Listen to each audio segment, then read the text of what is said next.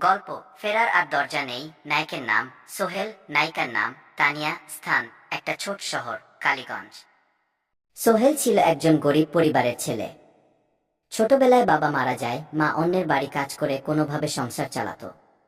স্কুলের পড়াশোনা চলছিল হেঁচড়ে হেঁচড়ে, কিন্তু তানিয়ার সাথে পরিচয় তার জীবনকে একটু হলেও রঙিন করেছিল। তানিয়া ছিল শহরের মধ্যবিত্ত ঘরের মেয়ে, ওদের দেখা হয়েছিল কলেজে পড়ার সময়।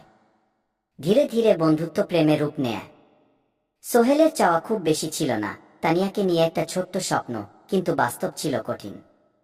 পরিবারের দায় দায়িত্বে সোহেল পড়ালেখা ছেড়ে শহরে চলে যায় কাজ খুঁজতে। শুরু হয় গ্যারাজে হেল্পারের কাজ, তারপর চালকের। কখনো রিক্সা চালিয়েছে, কখনো প্যাকেট সরিয়েছে। আর তানিয়া, সে ধীরে ধীরে দূরে সরে যায়, প্রেমে ভাটা পড়ে, ফোন ধরা বন্ধ করে দেয়। একদিন তানিয়া বলে, তুই তো কিছুই করতে পারবি না সোহেল। আমি তো জীবনেও এমন কাউকে চাইনি। সে আর দেখা করেনি। বছর পাঁচেক পর সোহেল তখন একটা ছোট কোম্পানির মালিক। নিজের গ্যারাজ, দুটো গাড়ি, বেশ কিছু কর্মচারী, সবই নিজের পরিশ্রমে। ভালো চলছে জীবন, কিন্তু ভেতরের কোথাও একটা ফাঁকা। ঠিক তখনই একদিন ইনবক্সে মেসেজ আসে, সোহেল কেমন আছো? তানিয়া লিখে, ভুল করে ফেলেছিলাম। সবকিছু ভুলে আবার শুরু করা যায় না? সোহেল অনেকক্ষণ ফোনের স্ক্রিনের দিকে তাকিয়ে থাকে, তারপর লিখে, তুমি ঠিক বলেছিলে তানিয়া, আমি কিছুই পারতাম না।